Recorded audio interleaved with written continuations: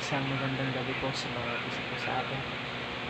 Ako po ay nagpapasalamat sa Panginoon sa pagkakataon ako ay ginamitin niya para mag-share ng kanyang salita sa gabi nito sa inyo mga kapatiran.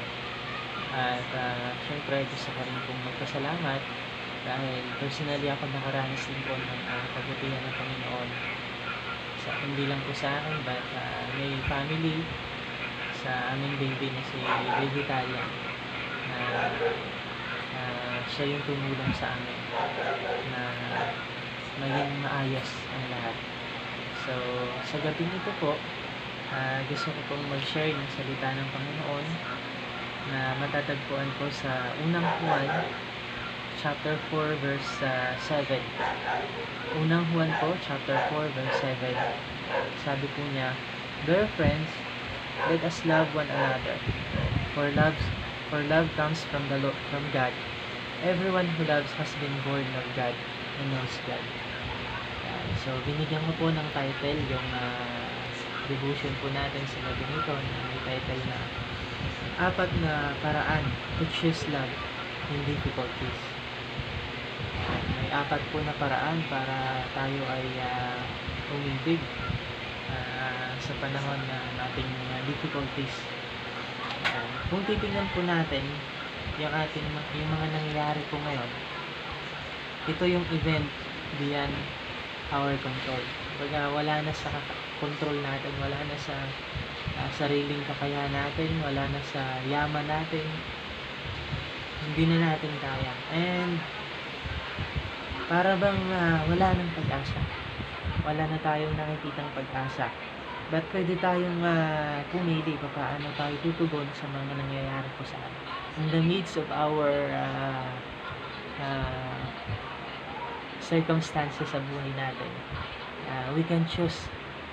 Pwede tayong pumili kung ano yung gagawin natin sa mga nangyayari sa ating buhay.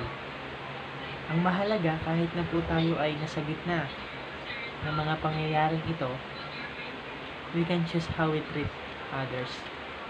Paano natin tratuhin yung ating kapatid. Pwede tayong pumili kung paano natin i-treat yung ating kapatid sa pananampalataya. Babalikan po natin yung story of Jesus Christ with His disciples nung sila ay nasa bangka. Nakaranas sila ng bagyo habang sila po ay nasa laot.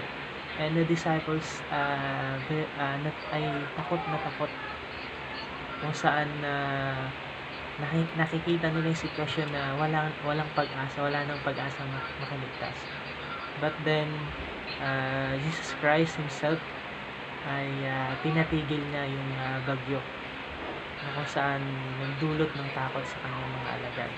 Not only hindi lang po si Jesus at ang mga disciples, but also the disciples ay sila ay magkakasama para i-support, tulungan ng bawat isa.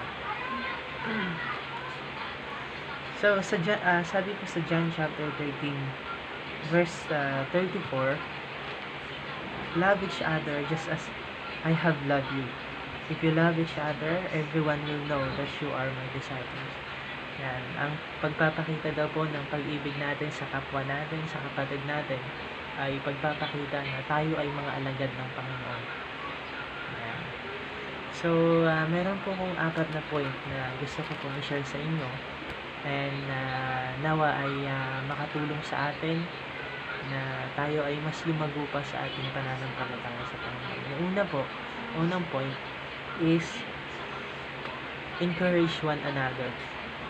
Yan. Sa panahon po natin ngayon, tayo po ay nabubuhay sa magandang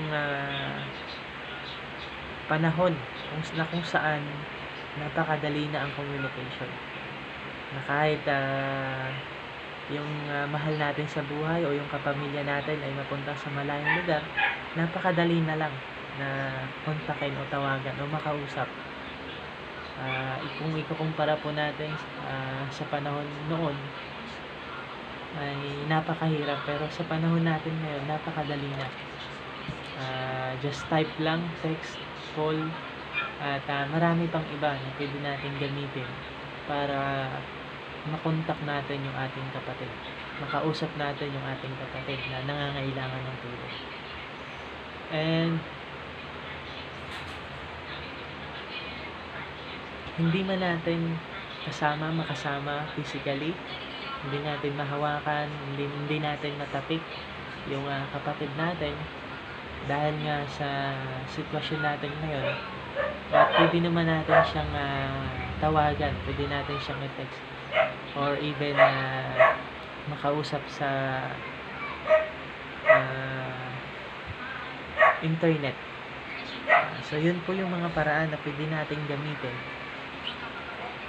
para ma-encourage natin, matulungan natin yung ating mga kapatid. So sabi po sa Proverbs chapter 3 verse 27, do not withhold good from those to whom it is due when it is in your power to act. Huwag nating sayangin yung pagkakataon na makatulong po tayo sa ating mga kapatid. Mapalakas natin sila, ma-encourage natin sila na kung saan sila ay nadadown sa kanilang pinagdadaanan.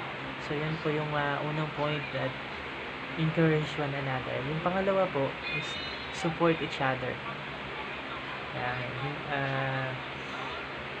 Sabi po sa 1 John chapter 3 verse 18, our love should not be only words and talk. Hindi lang po sa salita na sasabihin mo sa iyong kapatid, mahal kita, kapatid, iniibig kita. But sabi po sa following verse na makikita natin, we must show our love by the thing we do. Sa pamamagitan po ng mga gawa natin. Even Jesus Christ himself, hindi lang sa salita niya ipinakita yung kanyang pag-ibig sa atin, but nag-act siya, gumawa siya. And ano po yung ginawa ng Panginoon? Siya ay namatay para sa atin. Hindi lang po sa salita. And ipinapakita, and nais ng Panginoon sa mga isa sa atin. We should not love by words. Hindi lang po sa salita, kundi sa gawa.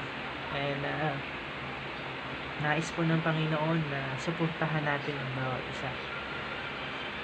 So, sa panahon ngayon ay marami po ang nangangailangan financially. So, mahalaga na tayo po ay nagtutulungan sa mga ganitong crisis na pinagdadaanan po natin sa ating buhay. So, yun po yung second point na gusto kong makita natin, na suportahan natin ang bawat isa, yung mga nangangailangan. So, yung pangatlo po is love each other. Mag-ibigan kayo, ibigin mo ang bawat isa. Jesus Christ said that loving our neighbor was the second most important commandment. Ito yung pangalawa sa greatest commandment na pinapagawa ng Panginoon sa atin, yung pag-ibig sa kapwa natin.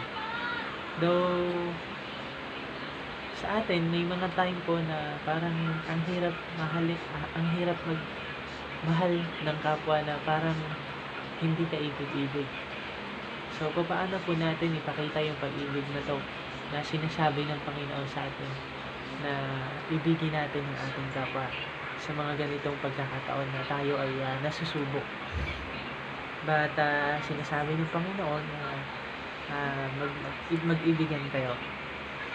And in the parable of the Good Samaritan, pinapakita po doon and explain ano ba ang word na neighbor, ano ba yung word na neighbor para sa bawat isa po sa atin. And nawa makita natin na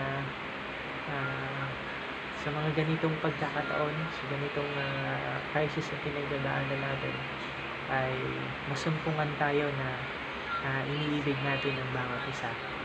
So yun po yung third point, love each other. Then last point po, point each other to Jesus.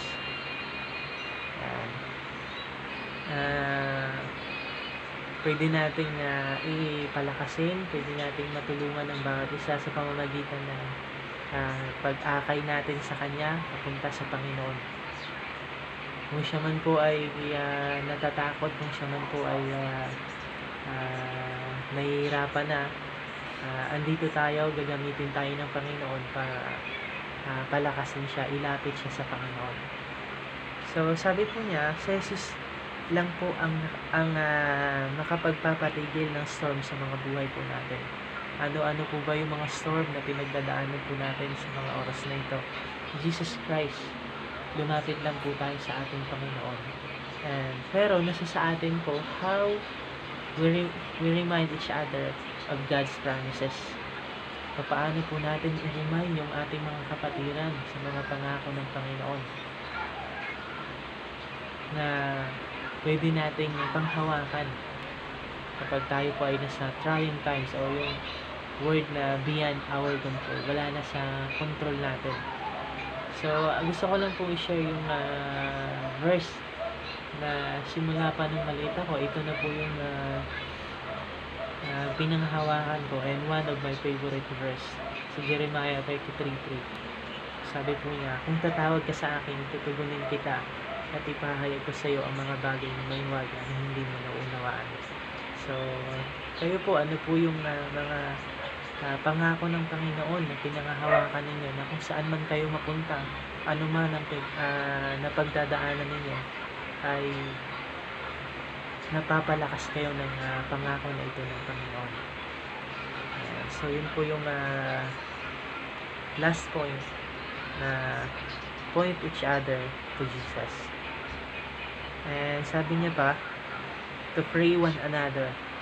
Magpanalanginan kayo. Magkaroon kayo ng time para ipanalangin ng bawat isa.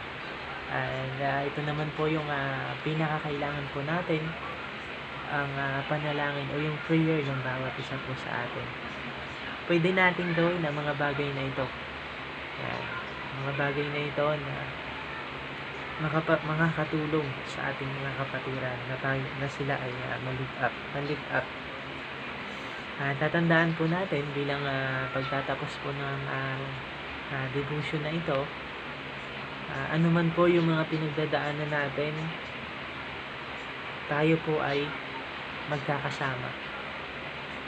Tayo po ay magtutulungan para malampasan yung crisis na pinagdadaanan po natin sa mga panahon ngayon.